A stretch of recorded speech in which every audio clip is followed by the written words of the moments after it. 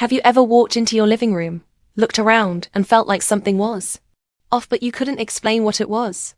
Not messy, not ugly, just forgettable. Like your eyes don't know where to land, and your brain quietly checks out after a few seconds.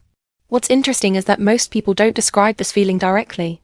They say things like, I need new furniture, or maybe I should repaint, or this space just doesn't feel right. So they start changing random things. New rug, new couch, new decor, hoping something clicks. But even after spending money and effort, the room still feels strangely unfinished. And the reason is almost never what they think. Because what most homes are missing isn't better furniture or trendier decor. It's something far more fundamental. Something so basic that once you see it, you can't unsee it. Your home doesn't have a focal point.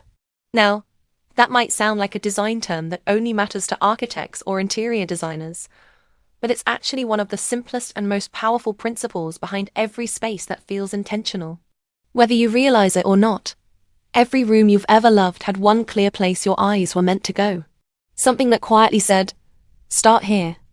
And when that's missing, everything else starts to fall apart. Because without a focal point, your room has no visual hierarchy. Your brain doesn't know what matters and what doesn't. So instead of feeling calm or cohesive, the space feels scattered, even if everything in it is technically nice. Think about the last time you walked into a high-end hotel lobby, or a well-designed home. You didn't have to analyze it to feel the difference. Your eyes were drawn somewhere immediately. A fireplace, a large piece of art, a dramatic light fixture, a perfectly styled seating area. That wasn't an accident. That was design doing exactly what it's supposed to do, guiding your attention. And here's where it gets interesting. Your brain is constantly scanning your environment for structure and meaning. It wants to simplify what it sees. When there's a focal point, that process becomes effortless. The room feels organized, even if it's not perfectly symmetrical. But when there isn't one, your brain has to work harder. It jumps from object to object, trying to figure out what matters. And that subtle friction is what creates that feeling of something's off. So, the goal isn't to fill your space with more things. It's to give your space a clear center of gravity. Now, most people assume a focal point has to be something dramatic or expensive, a marble fireplace, a giant window, a designer chandelier. And yes, those can absolutely work. But the truth is, a focal point is less about what it is, and more about how it behaves in the room. A focal point is simply the element that stands out first. The thing everything else quietly supports. That means you can create one in almost any room, with almost any budget, once you understand the strategy behind it. Let's start with the space where this matters the most, the living room. The biggest mistake people make in their living rooms is treating every wall equally. They place furniture along the edges, add decor wherever there's empty space, and end up with a layout that feels like it's trying to do everything at once. There's a TV on one wall, a gallery on another, shelves somewhere else, maybe a bold rug in the middle, and none of it is working together. Because nothing is leading.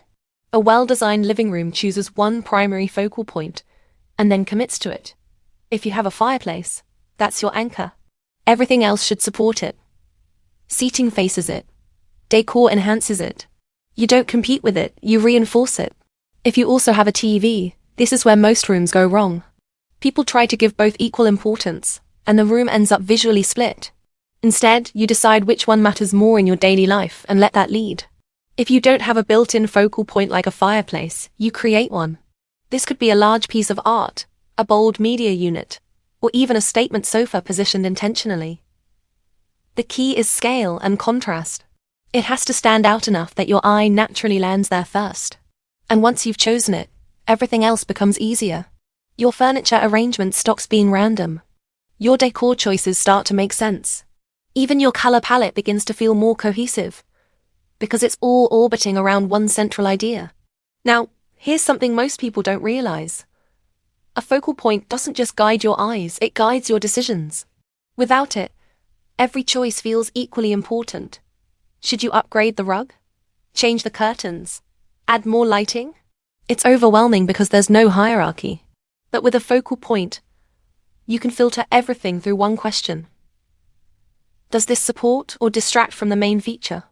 And that question eliminates a surprising amount of noise. Now let's move into the bedroom, where the absence of a focal point creates a different kind of problem.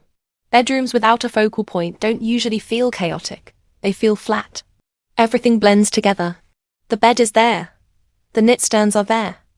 Maybe some art above, but nothing really stands out. It's functional, but it doesn't feel intentional. In almost every well-designed bedroom, the bed itself becomes the focal point. Not just because it's the largest piece of furniture, but because it's positioned and styled to command attention. This is where a lot of people miss an opportunity. They place the bed wherever it fits best for space, not for impact. They use undersized headboards, minimal contrast, or generic bedding that doesn't draw the eye. So even though the bed should be the star of the room, it ends up blending into the background. But when you treat the bed as the focal point, everything changes.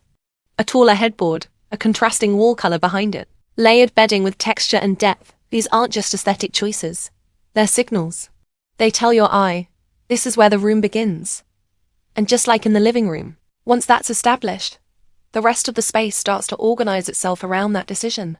But here's where we're going next, and this is where most people start to see their home differently. Not every room has an obvious focal point. Some spaces are awkward. Some are small.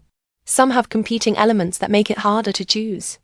So the real question becomes, what do you do when your room doesn't naturally give you one? Because that's where the real transformation happens. Because once you understand how to create a focal point from nothing, you stop being limited by the room and start shaping how the room feels. Let's move into one of the trickiest spaces for most people, the dining area.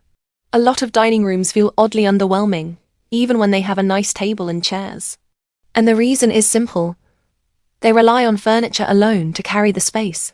But a table, no matter how expensive, rarely creates a strong focal point by itself. It sits low. It blends into the floor plane. And visually, it doesn't command attention the way you expect it to. What actually transforms a dining room is what happens above the table. Lighting is one of the most powerful focal point tools you have, and it's almost always underused. A well-placed pendant or chandelier doesn't just illuminate the space, it defines it. It creates a vertical anchor that pulls your eye in and says, this is the center. And here's the shift that changes everything. Instead of thinking of lighting as functional, you start thinking of it as sculptural. When the fixture has present size, shape, contrast, it turns the entire dining area into a moment. Suddenly the table feels grounded. The chairs feel intentional. The whole space feels designed, not just assembled. Now, if lighting isn't an option, maybe you're renting. Or you can't change fixtures, you can still create a focal point using the wall closest to the table. A large piece of art, a mirror, or even a bold paint treatment can serve the same purpose. The key is that something in that visual field needs to take the lead. Because without it, the dining room becomes just another surface with chairs around it. Now let's talk about a space where this problem shows up in a more subtle way. The kitchen. Most kitchens technically have focal points appliances, cabinets, countertops, but they're often competing with each other. Stainless steel here, wood tones there, open shelving somewhere else. Everything is trying to stand out, so nothing actually does. And this is where restraint becomes more important than addition. In a well-designed kitchen, one element is allowed to stand forward, and everything else steps back slightly.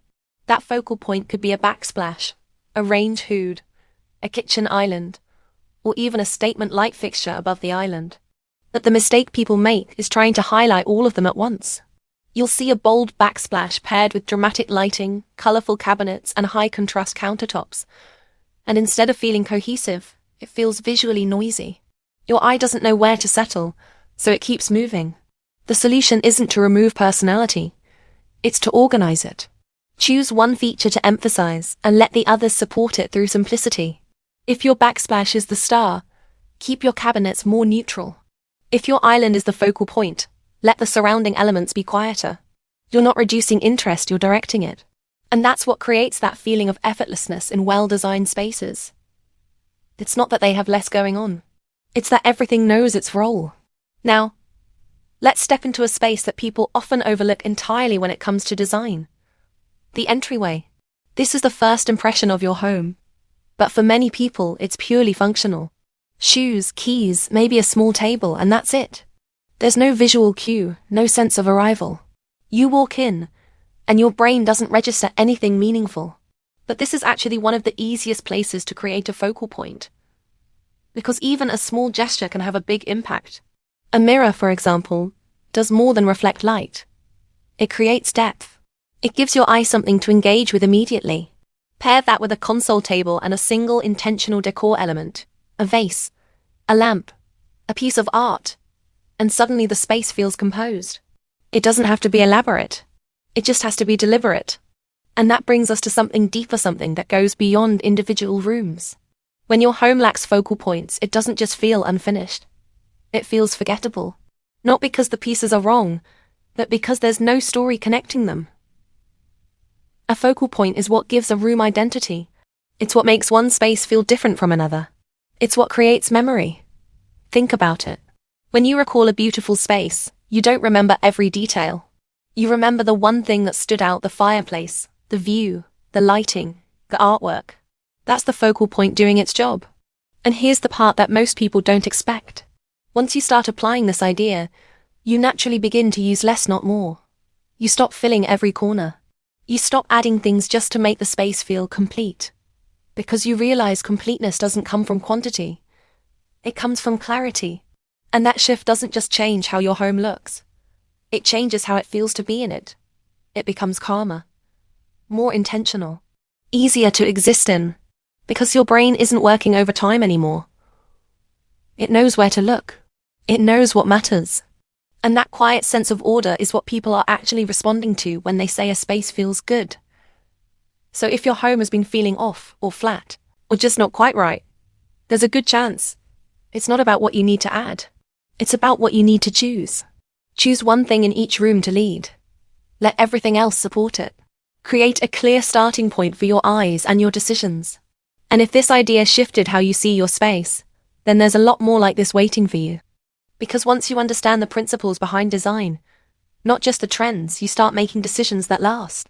So if you want to keep learning how to create spaces that actually feel right, you can stay here and keep exploring.